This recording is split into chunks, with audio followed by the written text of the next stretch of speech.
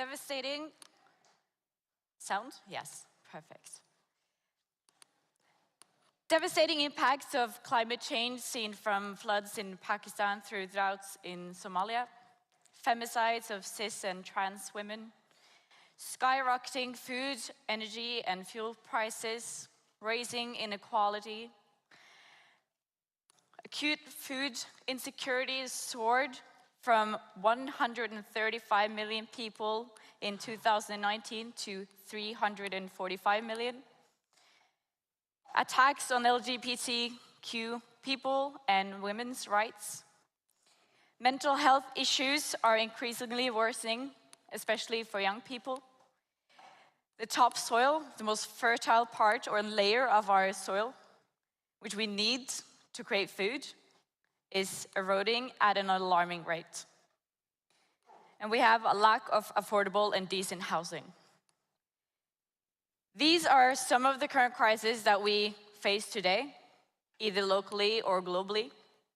Some of them have been discussed this weekend, and some of them have not. They are nonetheless crises created by a global economic model of market liberalization to favor the interests and ideas of a few. The current crises are weighing, scary, and unfair. However, sometimes they show up as nothing less than scenes from a really bad sitcom, like Jeff Bezos spending billions of Norwegian kroners trying to beat Elon Musk, going into space first, whilst not allowing his workers to pee. But the crises that we feel now, they are nothing compared to what may come for all of us. That makes it very hard to envision a future and have dreams.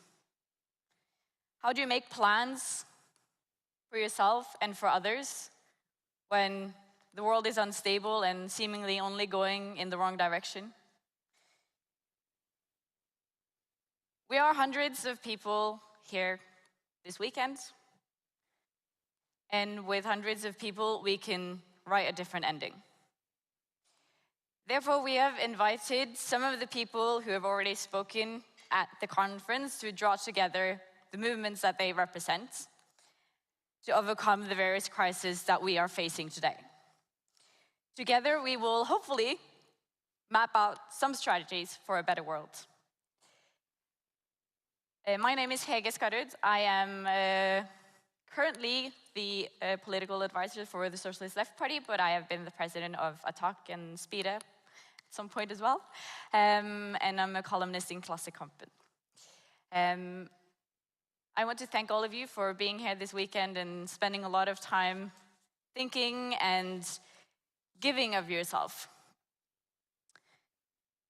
So I'm not going to be standing here by myself. I'd like to invite some people who you already met, perhaps, or if you haven't, this will be a good time.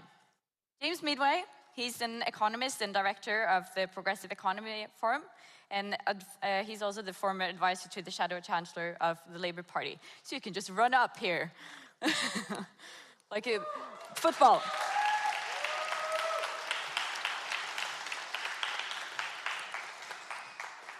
Owen Jones, he is a columnist in The Guardian, writer, political commentator, and still an all-round good lad.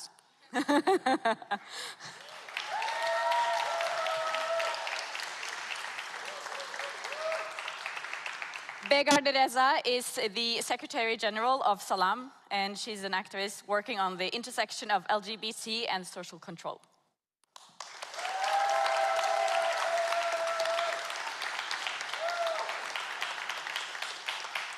Billy Hayes, I'm going to say it again. Billy Hayes is an activist in Stop the War Coalition, but you're also the officer of Stop the War Coalition, right?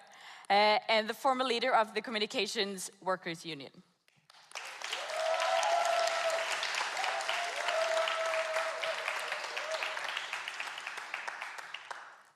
Monica Maricha Kelly is a human rights activist working especially with youth on indigenous and environmental issues.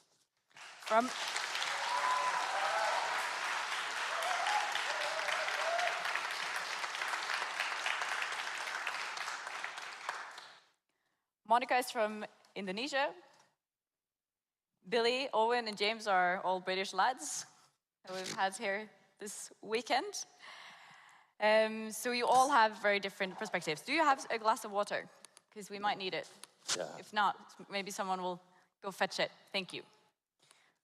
Perfect. I think we're just going to jump right in. James. The cost of living crisis we now see, mostly all over the world, is not merely a question of demand and supply or Putin's invasion of Ukraine and stopping and sabotaging gas lines. But we spoke a little bit about this on the other day. The word greedflation has been thrown around. We can mean something about that if you want. But what I would like is if you can explain how the power relations put in motion by neoliberal policies in our global markets are creating and enforcing the crises that we are seeing today. It's a very small question for you. Okay. That's a hell of a start. Anyway, thank you. Well, there's a couple of things with the cost of living crisis. The first one is something Helga said, which is that this predates Russia's invasion of Ukraine. I mean, clearly that's kind of whacked a whole load of prices of essential things up very greatly over the year. Energy prices, natural gas prices, the price of particular sort of essential foods, fertilizer prices. It's a huge disruption. But it comes on top of an endless series and growing series of disruption to how we produce things. That if you take, I mean, pretty much open the newspaper any day of the week and there will be some story about an extreme weather event that has, for instance, last year disrupted coffee production in Brazil because of a drought, or a drought in Taiwan that disrupted semiconductor production, or extreme heat over this summer in Europe that led to the Rhine drying out so you can't transport anything. These events keep happening. And they keep happening because the climate is changing, and the climate is changing because we've had 200 years of industrial capitalism and dumping things into the atmosphere. So the world is becoming more unstable, more ecologically unstable, and it's becoming harder to do some fairly basic things like grow food, or some slightly more complicated but essential things like make semiconductors. All that is happening in a world which is at the same time dominated by a few very large producers of these essential goods who are using the opportunity of the crisis in effect to make super profits. So if the price of grain goes through the roof, that means a few very large agribusinesses make a great deal of money out of it. In other words, the crisis is real. The ecological crisis is real. It's not going to get any better from this point onwards. We should decarbonize. We should do what we can to limit the damage, but the damage is going to continue. What we need is a social and economic system that protects people from the damage. What we have is a social and economic system that amplifies the damage. So instead of instability being something that you can protect against because people's wages are going up, or you control a price, you say the government will fix the price for some essential good, we see big companies able to extract massive profits from it.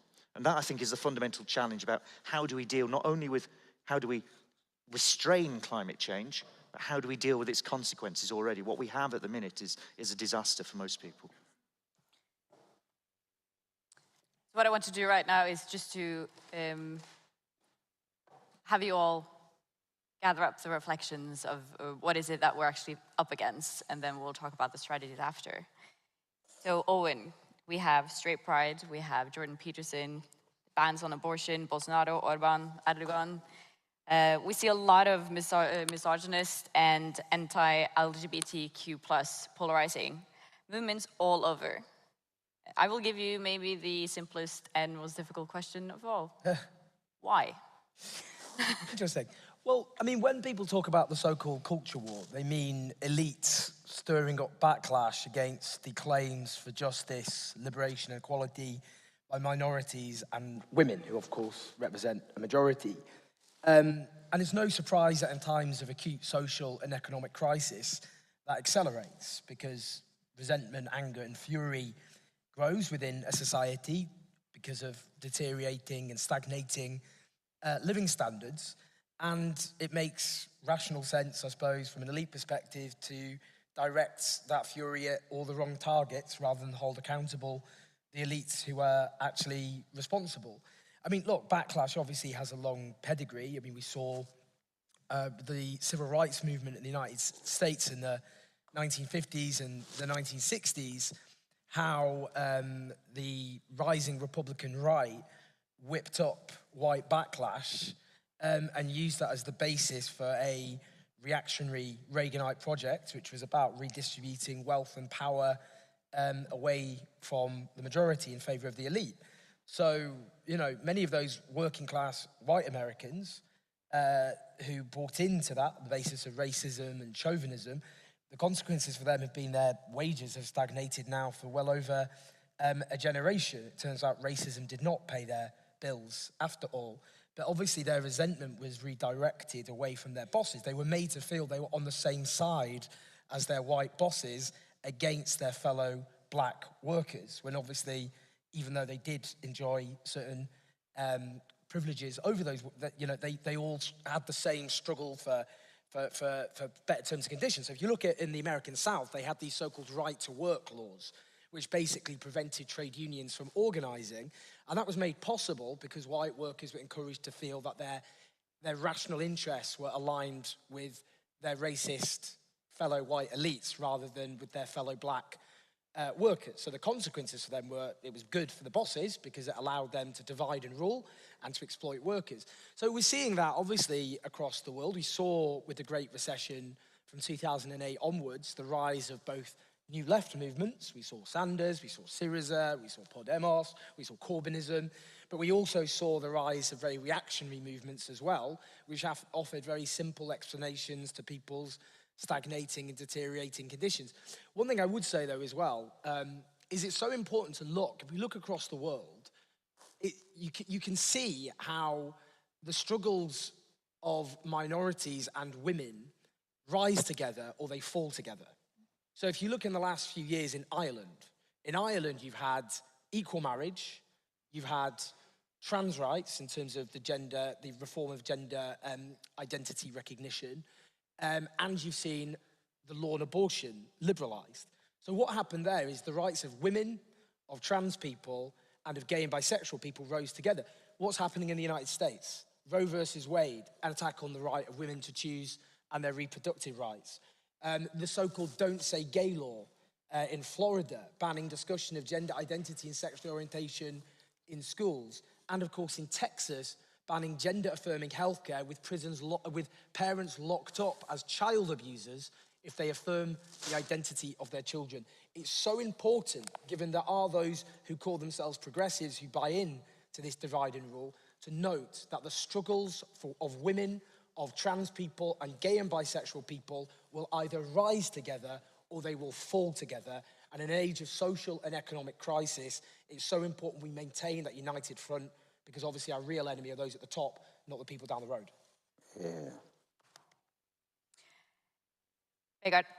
Yes. There has been over a few years now here in Norway quite a massive pushback from a few women's activists and organizations towards trans and non-binary people, often very public in the media. And they're often clustered together with claims such as wokeness and cancel culture and all of this bogus.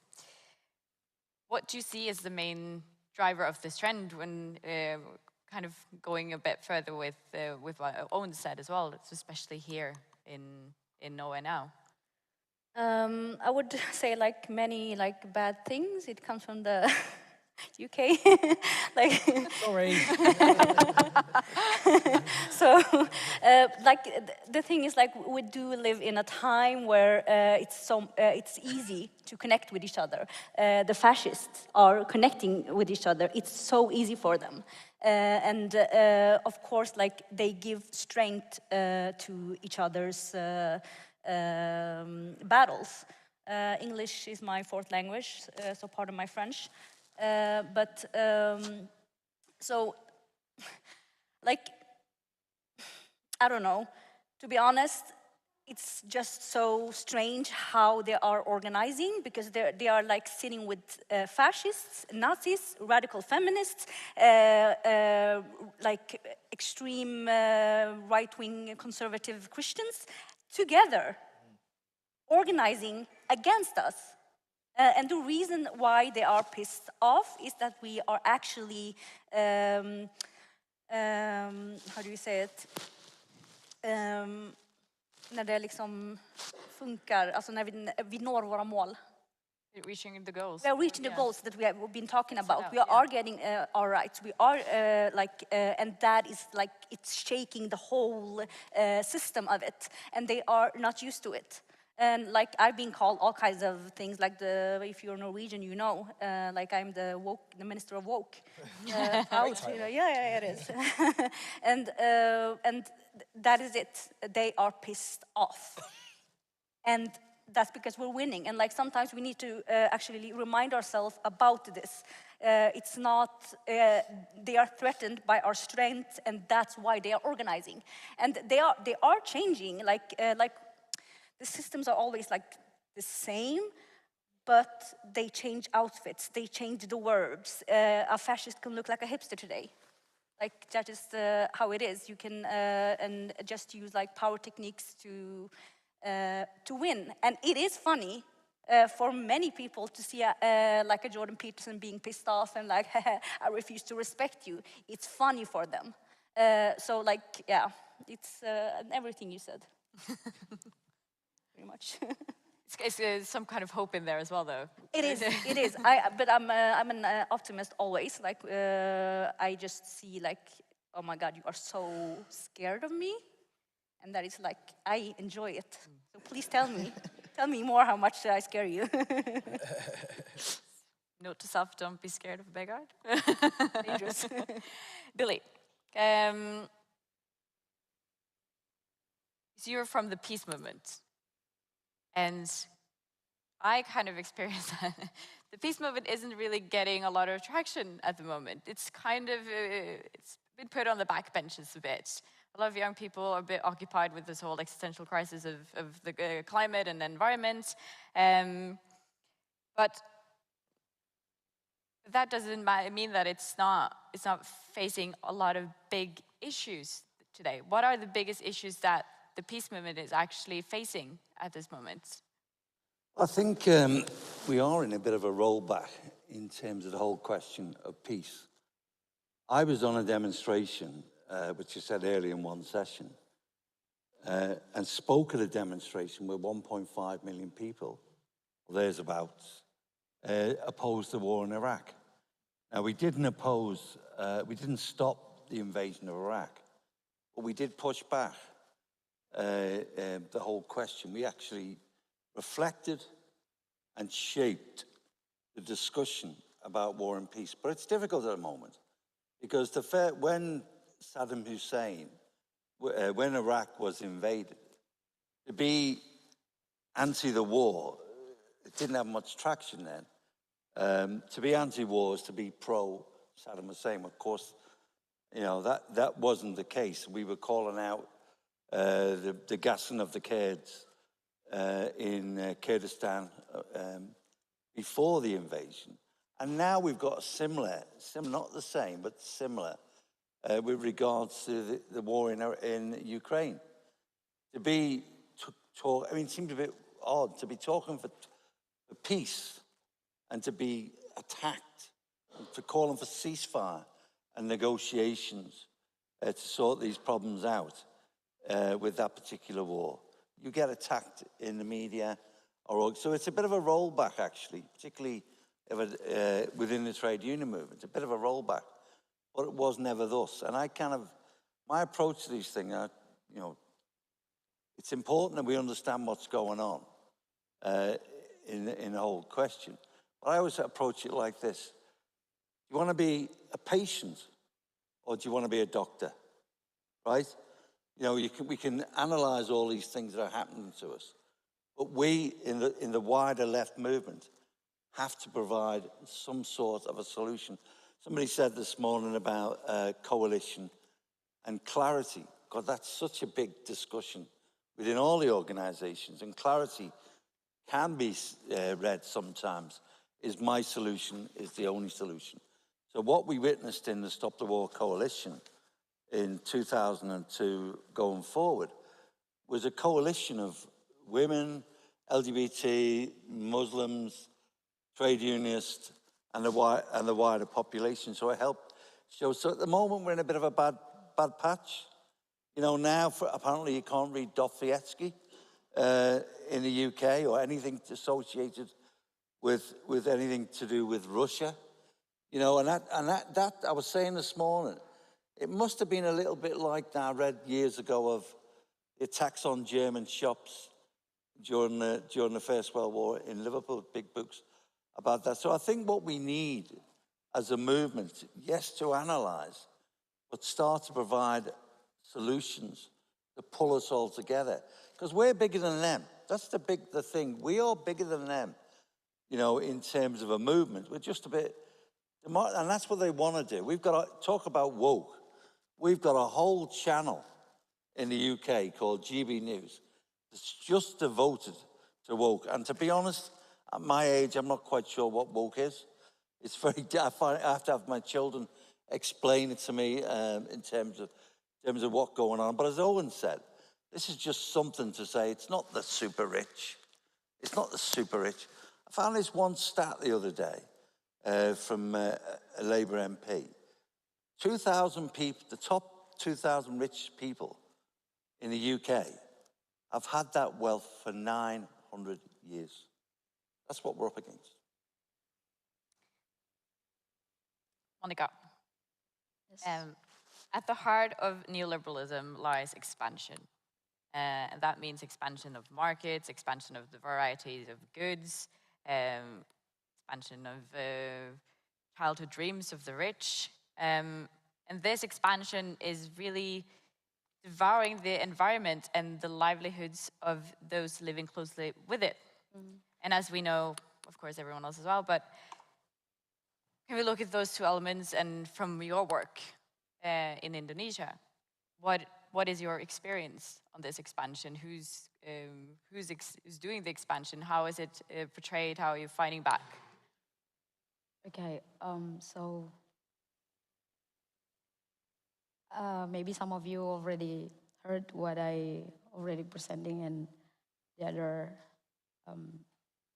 meeting at first, and right now I'm here, and yeah, it is also kind of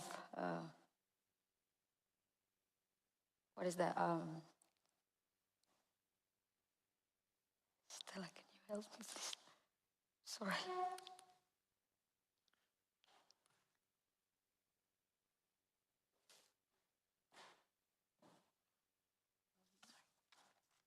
Mungkin Anda bisa tentang apa yang ditanyakan ya.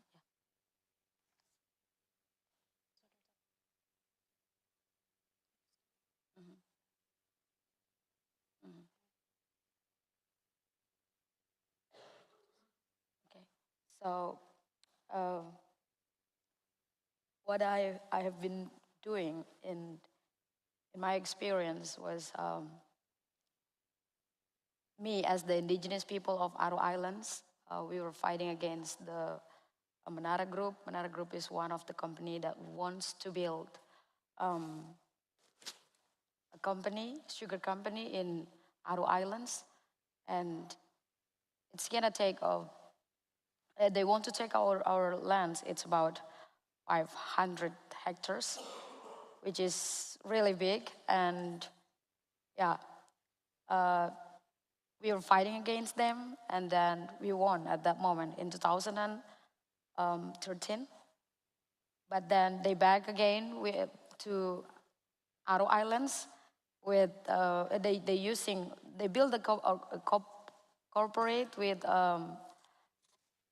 the Navy and also the Indonesian government, and they want to take our lands about 689 hectares, which is really big. Then the company wants to take it, and the things that I face is I'm not only face the company, but also I face fighting against the Navy. And when we talk about the Navy, we also talk about the government itself. So Indonesian governments, they just really focus on what we have, but they don't really focus on what the indigenous people have. Like they're not even think about what is that like? Sorry, the risiko. Yeah, the risk that people will get, the indigenous people will get after they want to build something, a company and stuff like that, because it's not only gonna cause the environment, but also the people, and yeah, that's gonna crazy, and also the thing is, the companies say that they will providing like when they build a company there, they're gonna there will be a lot of Arunes people who works in that company, which is they will help us with the economic and stuff like that, but they don't even think about the environment and also the indigenous rights as well, and also if so that's why we fighting against them, against the company, the navy itself, and also the governments also, because yeah, they are corporate, and yeah, this is what I'm doing.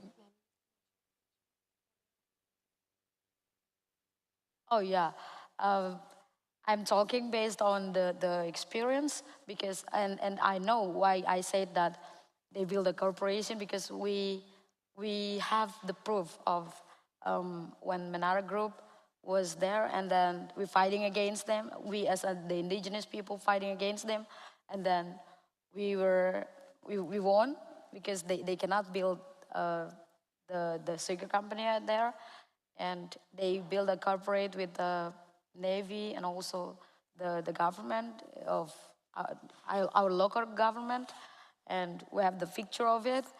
So then we know exactly that, oh yeah, they build a corporate, because in 2014 there was a big event that held by the navy, and it was supported by that company.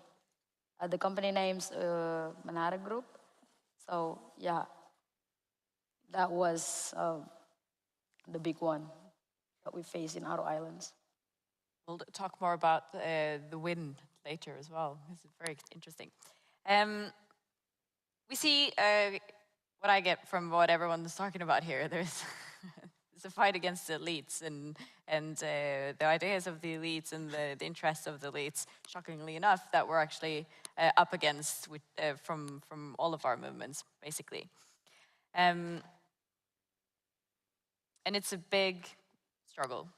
And we still do live under this neoliberal global paradigm, either if it's a zombie dying or whatever is happening, it's still current, it's still impacting everything and all of us. So just to be blunt, our movements haven't really been successful in that large scale that we would like to see. But as Monica is leaning against now, we do have some successful examples. Can you pull for some of the examples that we have that we've actually managed to get good, lasting change, and how can that be, say it in corporate language, be scaled up, pretty much? And anyone who wants to go first can go first, and I suggest that one of the two that have to leave early starts. You're asking the people from Britain to talk about successes. The left. Okay. Well, we're really scratching our heads over here. Right, that's opened me up to try. You don't have to look at examples in the UK. You can look at global examples as well. I mean, yeah, look, I think there's loads of reasons to be optimistic. I mean, look, we just have to consider where we were not that long ago, which was the left as a mass political force with a coherent vision of a new society was utterly, completely, and comprehensively smashed. Who would have thought in 2016, for example, a quarter of a century after the end of the Cold War, that you'd have the most successful attempt by a socialist for a run at the presidency of the United States, who got, 45% of the vote in the primaries against the most formidable political machine in the United States. That socialism would be the preferred ideology of a majority of young Americans, according to every single poll. That they would be now a stronger left than there's ever been. That in the next midterm elections, there will be more genuinely progressive US politicians sitting in Congress than have ever sat in Congress in the history of the American Republic. That we have leaders now, not just like Bernie Sanders, but AOC, who have rode that wave and articulated, again, the kind of sentiments that millions of disproportionately younger, but not exclusively Americans, have. The fact, Podemos didn't win, but they are in government in Spain, and they have done positive things, for example. That, yes, in Britain, no, we didn't win, clearly, but again, the existence of the left in Britain is structural. It's because of, again, I don't like talking about generational politics too much, but it is just a fact that those under 40 have suffered the brunt of the realities of neoliberalism, which was, it was popularized as freedom, but lived as insecurity. And those millions of under 40s, they were attracted to the ideas of the left because their lives are defined by housing crisis, job insecurity, student debt, declining living standards, eviscerated public services, and they still, are attracted, so many of them, to those ideas, that we have so many thinkers now. I mean, if you look at the test of a generation, is who are the best of that generation, what ideas are they attracted to? And we've got so many amazing thinkers, much younger than I am, writing these brilliant books, people like Ash Sarkar or Grace Blakely, do look them up. They're riding a wave, which is, it's not like in the 80s in Britain. The left was smashed in the 80s, but, young people voted for Margaret Thatcher in 1983. She won the youth vote. People forget this. The fact that things have changed is because there has been a generational shift, because those who suffered the brunt of neoliberalism in the long term happen to be those younger generations. So I think there's loads of reasons to be optimistic. Yeah, obviously there's lots of Nazis about, which we could do without. The Nazi problem is an issue. They definitely have come back with a vengeance. Annoying. Thought we put in quite a lot of effort getting rid of them the first time round, to be honest. But here they are again, bloody Nazis. But we are going to defeat them again, because we have to. But yeah, obviously we've got the far right and reactionary movements to deal with. Look, why did I come up with Latin America? Look at Latin America. Bolsonaro is about to get his ass kicked by Lula today. I mean, hopefully win in the first round, but if not, almost certainly in the second round. All over Latin America, Boric in Chile, for example, but everywhere else, in Peru, in Argentina, progressives there, this mass tide on one of the only continents, there's 6 continents on the face of the earth. Is it 6 or 7? Anyway, one of the continents. 5? The left is hegemonic on one of the few continents on the earth. So look, there's loads of reasons to be optimistic. And obviously, we spend a lot of time sitting around being grumpy and wallowing in defeats. With the left, of course, we love to wallow in defeat. But we've got loads of positive things that we should be holding on. Even in Nordic countries, the radical left are in government in some countries. So we've got loads of reasons to be optimistic, so we should talk about it more. And like just, Kurdistan. Kurdistan, yeah. Like a whole revolution that is not based on the I would say boring leftist ideas sometimes. To be honest, we need to actually there are so many. I'm always optimistic. So I don't know, what was the question again? Good examples of when we won a fight. Well, yeah. Good examples. Loads of examplos. Loads of examples. James? Yeah, the other one that was this is me. Just give us more. Thinking about. Well, look, the one that's really striking. That's a good word. Is striking at the minute is the sudden reappearance in Britain of labour struggles. 2017, the peak really of the Jeremy Corbyn moment, the closest we got to actually winning, and we were close to getting him into power then, was also the year of the lowest number of strikes ever recorded in Britain, right? Trade unions after the 1980s and the defeats, as Owen said, in the 1980s, were just completely suppressed. Private sector trade unionism in Britain, the number of people in the union is down to about 9%. And mostly that's concentrated in former nationalised industries. But if you look what's happened since really last summer, in the consequences of the lockdown, the change in the labour markets that induced, the experience of the rise in prices of basic goods, there's a return to militancy. And it's notable return to militancy in places that have never seen strikes before. Amazon workers have never struck in Britain before. And there was, 3 huge warehouses walked out over the summer, completely illegally, by the way. British trade union laws are amongst the most repressive in Europe, in Western Europe, certainly. Completely illegally walked out and won their demands. And you can start to see this happening. It's the small wins that you're getting on the ground, where you find lorry drivers suddenly getting 15% pay increases, or bin workers 12% pay increases in Glasgow and Coventry and a few other places, that we're getting these small victories on the ground. That's how a movement starts to get built, because it's not just one big grand thing. I mean, that was a problem with Jeremy Corbyn in some ways. It's like one big thing and we might win. But we've got to think about the small victories as well, because they're the ones that add up, and they're the ones that we can deliver right now in your street, in your workplace, anywhere you are. You can win something at this point in time. And I think that return to confidence is quite noticeable, and I think it's going to continue. Billy? Well, I think you've got to share your confidence with everybody, and keep your fears to yourself. When I got active in the trade union movement, I come from a very right-wing branch run by Catholic Action in Liverpool, and I just set out an argument about overtime. It was all corrupt and it was going to the older men, and it was predominantly men then. So somebody said to me, I was thinking, I don't want to advocate taking drugs, but activism is a bit like this. Somebody says to you, try a spliff, and you go, that's all right, so I'm just on the area committee. Yeah. And then someone says, try something harder. And before you know where you are, in my case, I was mainlining, running a major trade union in the UK. And that's all about building up confidence, as James said. It's the little things, the little victories. And that's why, you know, we have some of the most restrictive trade union laws in the country. And Thatcher brought them in mainly Thatcher. So what we'll do, we'll do away with a system that favoured the left, as she saw it, and we'll have individual ballots. And for a time, the right was winning all those elections. Then up pops Mark Sawaka from the PCS, the Civil Service Union, and Billy Hayes and people around Billy Hayes said, why don't you, no way we're going to win, but we'll just put somebody up, and so on and so on. Then they changed the laws on strike action. Well, yeah, I can't remember them all, they're that bloody complex. But we got, in the postal workers, my former trade union, which I worked for 25 years, they got a 97% yes vote. And they're going to win that strike, as all these other workers. I just seen the other day that the barristers, that's the lawyers in the UK, and we have a curious system, the people that wear the wigs, they've just won their dispute. Not very much reported, but that's just a little bit of victory.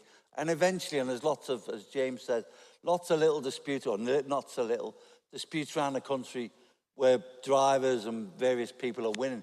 I think on the left, we do have a tendency, Owen said this, we love being miserable, don't we?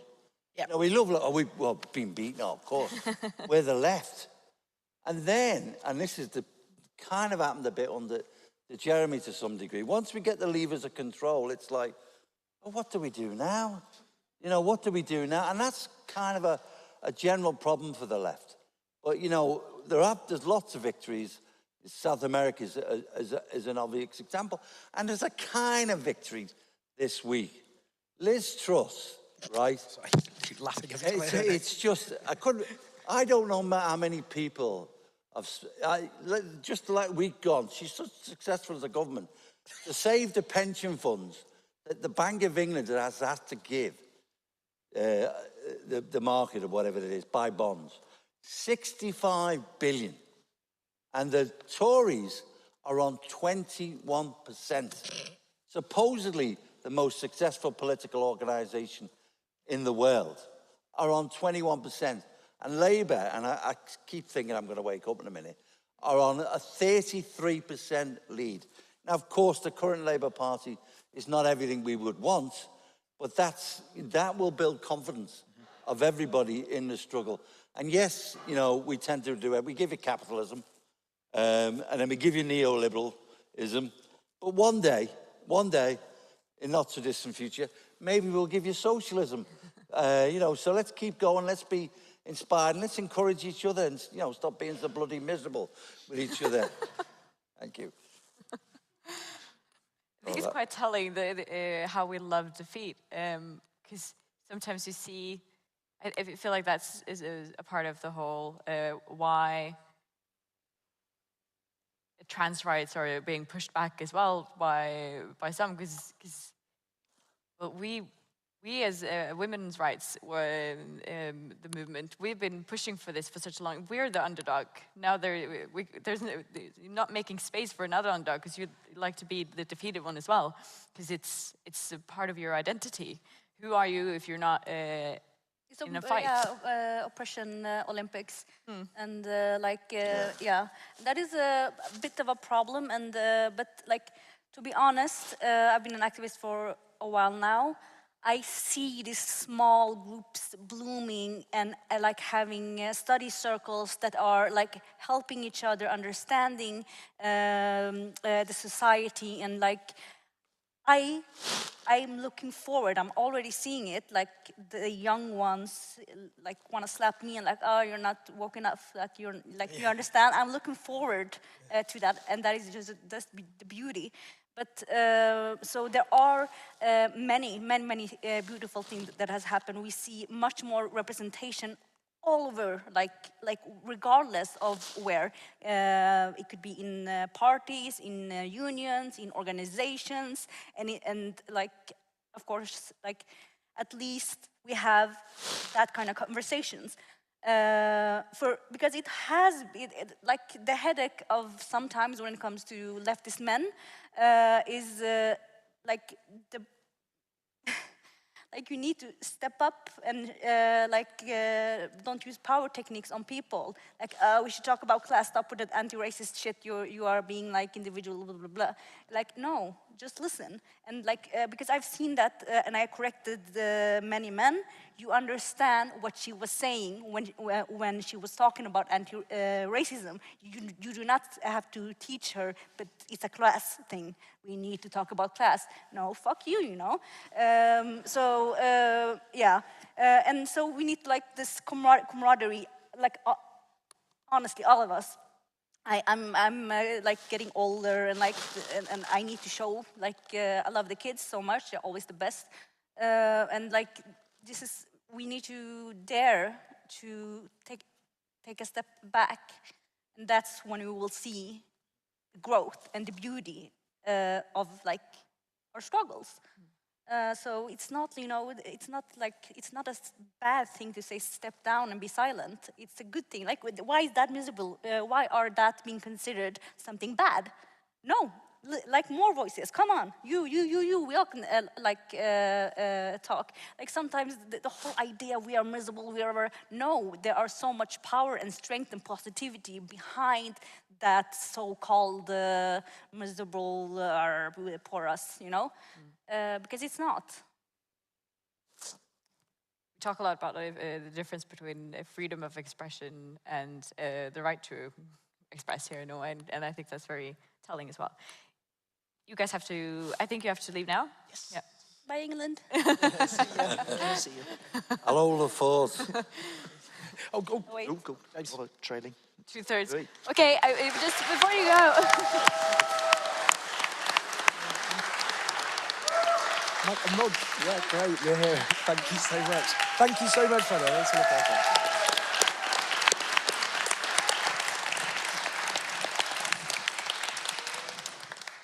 Thank you, James and Owen, for a wonderful time here at the Globalization Conference and a good effort. So we've gathered some little fractions of hope through some experiences that we've had or we've seen recently, luckily.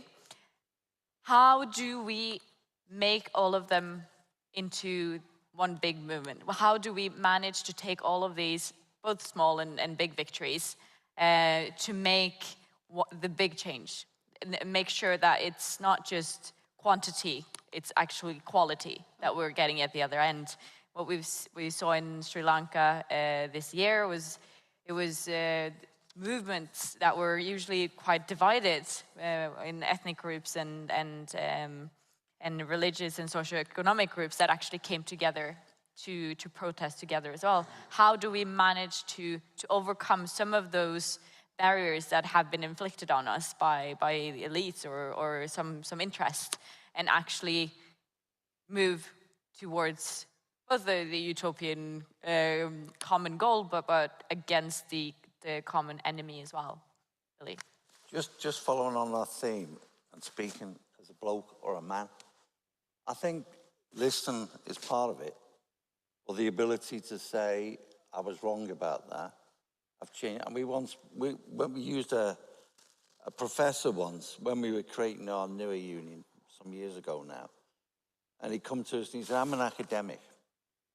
And because I'm an academic, right, I can say one thing one day and say the next day, I've changed my mind. And that's very important. So listening is important. And the ability to when we're wrong, and for men, it's a difficult one, you know, because we always have to explain everything, even though you've already explained it. We'll explain it a bit more, you know. And I get that feedback from my children, you know, like, Your children are awesome. yeah. That's what I mean. They're like slapping. Yeah, no, you, and my daughter takes me all through it in terms of this or that. And the other thing that you know is nothing's absolute. You know, nothing, in my opinion, nothing's absolute, and context is everything. You know, context is everything, where we are. And, you know, I think it was Trotsky or someone like that said, the job of socialists is to stare reality in the face. Of course it is. First thing is to be truthful, but then with our comrades, if I can put it that way, to be generous with each other. You know, and the way to do that is to, in my opinion, speaking from my trade union experience, is to have diversity. Not just kind of like a, you know, kind of, hey, it's great and let's all be diverse. But it actually, in terms of organization, it actually works in terms of our organization. So diversity within our movement is absolutely crucial. You know, when people talk about an immigration, I imagine immigration is a bit of an issue here in Norway. Certainly is. The right never stopped talking about it in the UK. But I always, when I'm talking about that to people, I always think, well, you know, in Silicon Valley, they don't say wherever you're from. They say, what contribution can you make? They go for the best minds, worry nothing about. And so there's even a kind of an organizational reason why you need diversity, both in terms of the capitalists themselves recognize, the best capitalist, if you like, if you can have such a thing as a best capitalist, they recognize the diversity, excuse me, and the left needs to recognize that, and the trade union movement need to recognize that, and that's the way you'll get the best decisions, not just because it's right and proper that you have a balanced panel, but it's also right and proper because you get the best ideas. Okay. Thank you.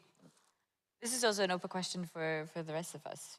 Monica, do you have any thoughts? How do we make a win as the one that you had in Indonesia become something even bigger, being a part of a bigger movement? Okay. Well, you're here, so you are.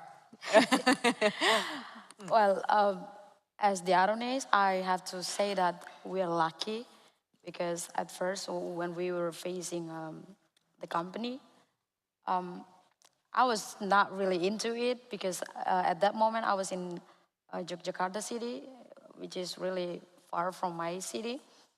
But there are some old people in my hometown. They were fighting against the company, and we were supporting from far away, also campaigning as well.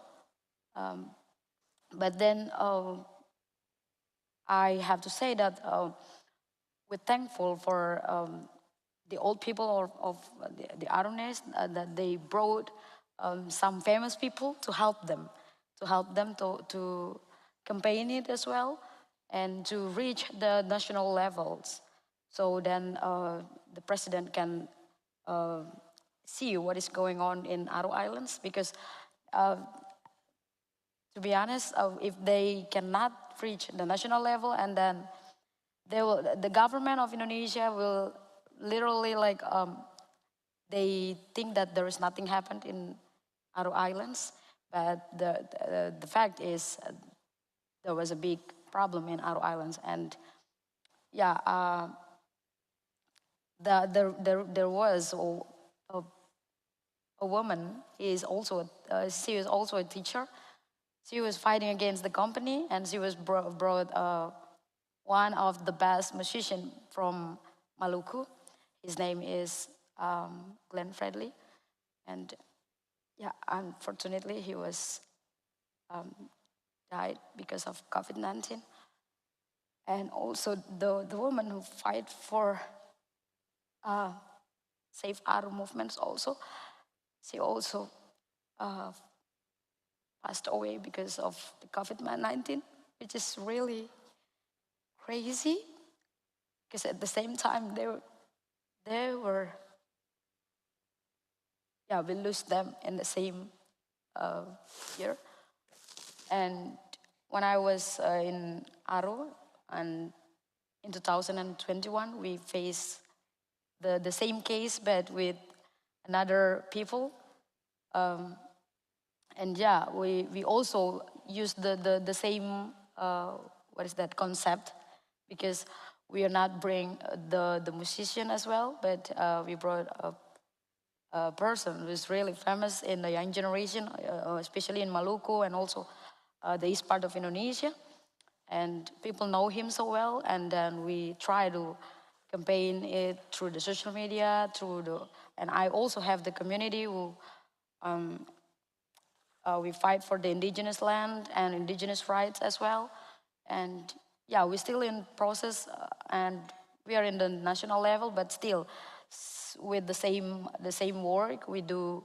What is that, like campaigns in our society, but also through the social media. We're doing like we use the artwork, and also we do the music, and also we do the poems, but we created. We try to tell the people what we have to do, and we try to get the intention of the society as well. So then, yeah, I can say that the Manara group was, we were defeated them, and we won at that moment. But right now, with the case, the new case of Maravinvin, we're still in the national level. So yeah, that's it. It's really an impressive work, and it's, how long were you working on this? Well, until now, yeah.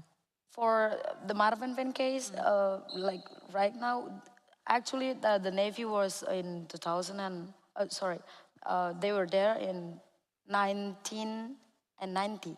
So it was like 30 years. Maravinvin people struggling with to face the fighting against the Navy, but and then the sugar company started in 2013, which is they cooperate with the Navy, and yeah, it's already a long time. It's a long time. Do you cooperate with other movements internationally as well? Well, international, I just work with, I mean, PBI of Indonesia helped us so much, especially me when I was campaigning for the indigenous people of Aru Islands. But then we also cooperate with the local NGOs as well. So yeah, they help us to reach the national level, but still in process. Amazing. Just need to watch the time as well. Vegard, how do you see us moving forward to get the big changes that we actually need? What kind of, we've spoken about diversity and also bringing awareness to small struggles and expanding, and how, is there anything new that we can do to actually get things going? You can decide on that now. Like, we're already doing it. Like, sometimes you're like, you don't see like what is actually happening. Like, we need to continue. We don't need to reinvent the wheel all the time and like whip ourselves for not being creative enough and things like that. There are actually strategies that are working and have been working for such a long time. Like how, like Vietnam War, for example, like how many people like globally actually did unite there. Iraq, now, like in Kurdistan and Syria, like there are already blueprints. Do we say that on effective activism? But we need to teach those. Like for me, for example, I share office with like if I translate like grandmas for peace. They are wonderful. They are so radical, and I love when they like correct me and slap me and things like that. Because sounds like a great working environment. Huh? Sounds like a great working environment. Yes, but it's just like that because we. It's like our office like environment is so beautiful because we do have that. We do have like different organizations there, and we have meetings together, and we are trying to like it's already happening. And to be honest, this will sound really weird, but we need to do as what the racists are doing, because they are really well organized with, I know your name, I know your story, I know who you are. They work like borderless, and so are we. We are also, but we are more, and therefore it's more difficult to include. Like if you are just like old school, leftist person who hasn't like not well with trans and like those kind of things, it's like if we include those, we will be that force. We just like need to dare to do that, open like the space and not, burn the house and make like we don't need to fit everyone in here. We can create something new, something bigger, and like stop isolating ourselves and dare to like actually go to each other's things. I want to know everything about your struggle, and what you have taught me here is just wonderful to hear, and also like I can connect that struggle to other struggles that I'm in, and that is the way to do it. But we need to be more borderless and not like stuck in the same stinky office, and that's a problem. It's like a basic problem that can be solved, but It's true. Less reporting to do to whoever you get funding from as well. It could be a good. That is a huge problem with Norwegian. It's a huge problem, Norway. It's the bureaucracy of our movements. It's it's a nice thing to get money from the state, yes, but you're stuck in this wheel of bureaucracy, and actually the states are like putting the frames on your work. And we need to dare to, like, I was had a meeting with the police, and I said, police, that was a bad thing to do. And the police say, well, then you have to vote better. Yes, I have this on recording. And like, do you understand? Like, it's, we're there. There's so many problems that can be fixed. Optimist. Yep. Good. We are going to have to go in for landing. I don't know if you say that in English, but we say it in Norwegian. So I would like to thank the panel. Thank you so much for sharing your struggles and your visions for a better future, and hopes for all of us, and some strategies, how to get there. And I hope that this is what we've been able to do this weekend as well, that going from this, we have more tools than what we came in with. So I just want to applaud you for the work you're doing and for being here today as well. And thank you. Thank you.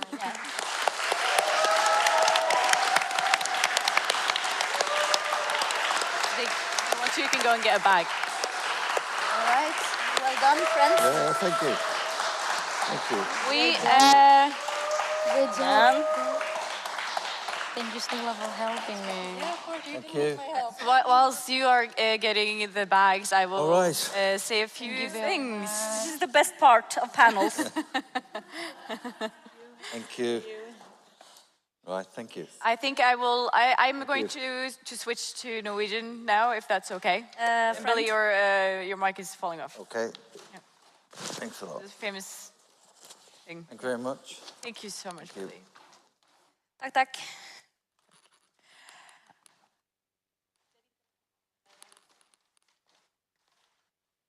Denne helgen her har vi vært veldig mange samlet. Ja. Veldig mange samlet. Vi har lært av hverandre, og vi har lært av både folk på scenen, av scenen, i grupperefleksjoner, i verksteder, panelsamtaler, strategimøter, det ene og det andre. Jeg vet ikke hvor mange møter vi har hatt, men det har vært ganske mange. Mest av alt så har jeg lyst til å se litt på noen av dere unge som er her. Dere kom 230 stykker, kanskje ikke 230 her nå, ser jeg. Men dere gir håp. Nå er ikke jeg så gammel at ikke jeg skal, og jeg håper at min ungdom bærer seg litt lenger, så jeg fortsatt kan gi noen håp, men det er kanskje noen fra Bestevenns klimaaksjon her, så kan det være mulig. Men det er helt utrolig at dere busslasses inn og bruker en hel helg på å lære fra forskjellige utgangspunkt og bidra med hele dere selv i den kampen som dere står i, og den fortvilelsen og frykten for fremtiden, og er med på å skape den veien videre som vi skal stå i. Og jeg synes mye av det Begge sa i sted om hvor viktig dere er, og hvor mye plass dere er ønsket å få, ikke ta det for gitt, og ikke tro at det er noe vi bare står her og sier. Vi skal ta den plassen, og vi skal ta den plassen sammen, alle sammen. Så det var også min sånn oppfordring til å ta tak i alle som har vært der og snakket og bryt ut av frykten for å telefonsamtaler eller e-poster eller TikTok-meldinger. Der når dere i hvert fall ikke meg, men dere finner veldig sikkert ut av det. Fordi det er helt utrolig vakkert å se oss, og jeg har i hvert fall fått masse håp og begynte å synge inn i seg da sosialistisk kor også drev og sang. Men det er ikke jeg som har laget denne konferansen. Jeg har bare fått lov til å stå på scener og mene ting, og det er jo også helt nydelig. Men jeg har mest av alt lyst til å takke Hanna for en utrolig god gjennomføring.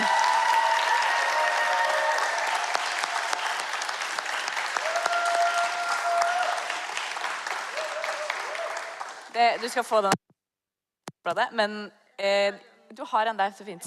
Det her har også vært din første globaliseringskonferanse, som du har som alle andre før deg blitt kastet inn i. Og du har gjort en helt utrolig god jobb, og jeg vet at det er mange andre som også skal takkes. Så da skal jeg ydmykt pakke tangene mine og gå ned fra denne scenen. Tusen takk til deg også. Jeg har en liten gave til deg også.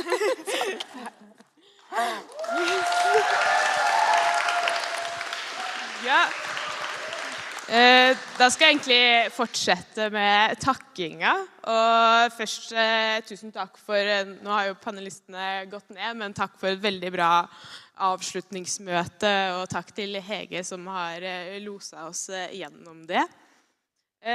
Og så ikke minst tusen takk for en helt strålende helg. Det har vært et veldig spennende program med møter om kvinnekamp i Kurdistan, retten til å eie et frø, transkampen, aktivisme i en illiberal verden, hvordan bygge en fredsbevegelse, så for å nevne noen, det er jo ganske mange flere. Og da vil jeg si tusen takk til alle organisasjonene og dere som har vært med å organisere disse møtene og snakke i dem og delta på dem. Det har vært en inspirerende helg, Og vi har fått høre om og diskutert mange aspekter for hvilke strategier vi må legge for å skape en bedre verden. Det har vært veldig fint å høre på. Så vil jeg også si tusen takk til alle de frivillige som har vært her i løpet av helgen og hjulpet til. Det hadde ikke gått an uten dere, og dere har stått på, så masse tusen takk til dere.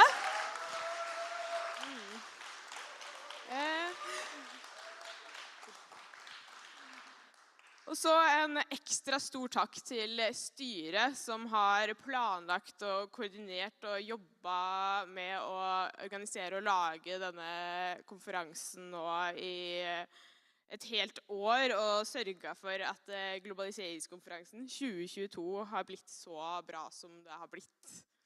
Tusen takk.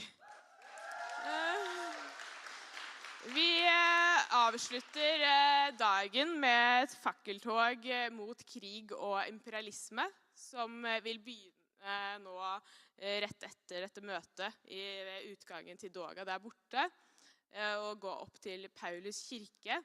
Og jeg oppfordrer alle til å gå i det for sin sak, med å bli med oss på den. I Paulus kirke klokka 19 i dag så vil det være en støttekonsert for Palestina, hvor blant annet Sosialistisk Kor, som vi hadde her i stad, vil være med. Så det er bare å da bli med videre på den.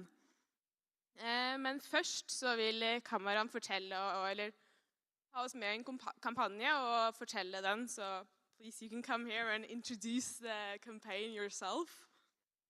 Thanks, Hannah. Thank you so much. Hello, everyone. I'm Kamaran. I'm from Community Peacemaker Teams. We are working in Iraqi Kurdistan in the field for documenting and reporting about the impacts of the Turkish and Iranian cross-border bombings on the villagers and the civilians in the Iraqi Kurdistan. Currently, 81 journalists and activists are in prison because of demonstrating against the Turkish and Iranian cross-border bombings. We as CPT, we are partnering with ICSSI and some other international organizations. We have some campaigns together, and cross-border bombing campaign, and also defending the human rights defenders in Iraq. A part of that, today we have an activity, we can call it. We will take a group photo in solidarity of these journalists and activists that they are in prison for it's being for almost 2 years, and they are sentenced for 6 years to 7 years in jail. It would be great if you will join us for the group photo. We are asking for stopping the cross-border bombings, Turkish and Iranian cross-border bombings, and also we are asking for the freedom and the release of these 81 journalists and civil activists. Thank you so much.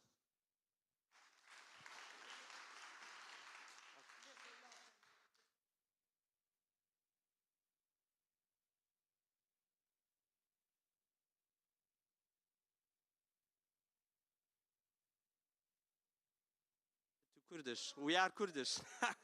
I didn't understand, sorry.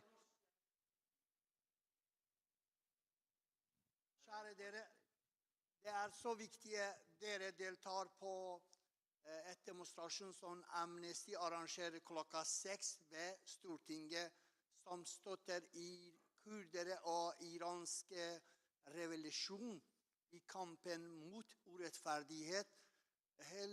Dessverre snart blir en blodig kamp, fordi vi kvinnene og kurdere er mot et brutal stat som vil ikke ha akseptere frihet, demokrati og kvinnerettighet.